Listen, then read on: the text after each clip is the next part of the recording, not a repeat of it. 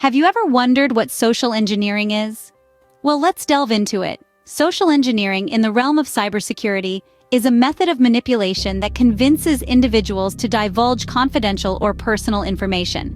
This practice hinges on psychological manipulation, often exploiting human nature and emotions. Think of it as a con game played by cybercriminals.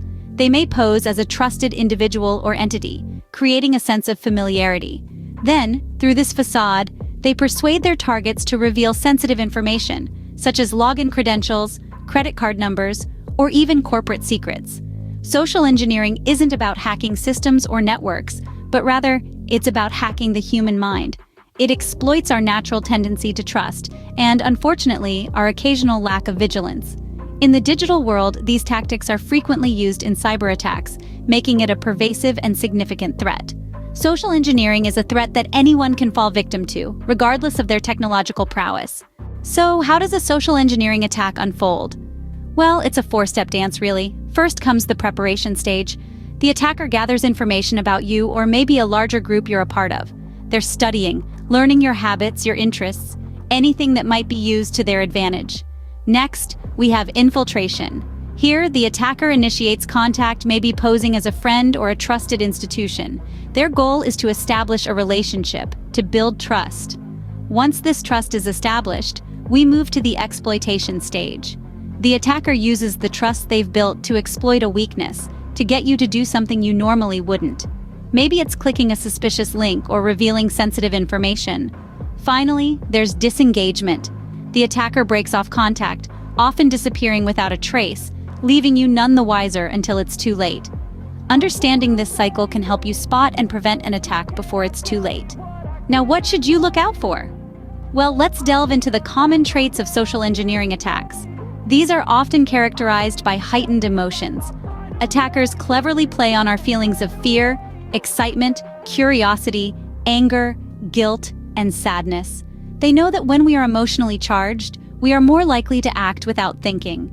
Another prevalent trait is the sense of urgency.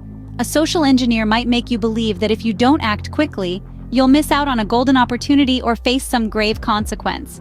It's a pressure tactic designed to rush you into making a decision without proper consideration. Lastly, there's the trait of trust. Attackers often masquerade as trustworthy figures or institutions to gain your confidence. They might pose as your bank, a government agency, or a familiar company to lower your guard and make you more susceptible to manipulation. Being aware of these traits can help you identify a potential social engineering attack. What techniques do these attackers use? Let's dive into the murky waters of social engineering attack techniques. First up, we have phishing attacks. This is the digital version of casting a wide net and hoping for a bite. Attackers send out mass emails or messages, often pretending to be from a trusted source, hoping someone will click a malicious link or share sensitive information. Next, there's pretexting. Here, attackers create a believable scenario or pretext to obtain your information. They may pose as a bank employee, a tech support agent, or even a trusted friend. Baiting is another sneaky tactic, where the attacker dangles something enticing to lure you in. It could be a free download, a juicy piece of gossip, or an incredible deal that's too good to pass up.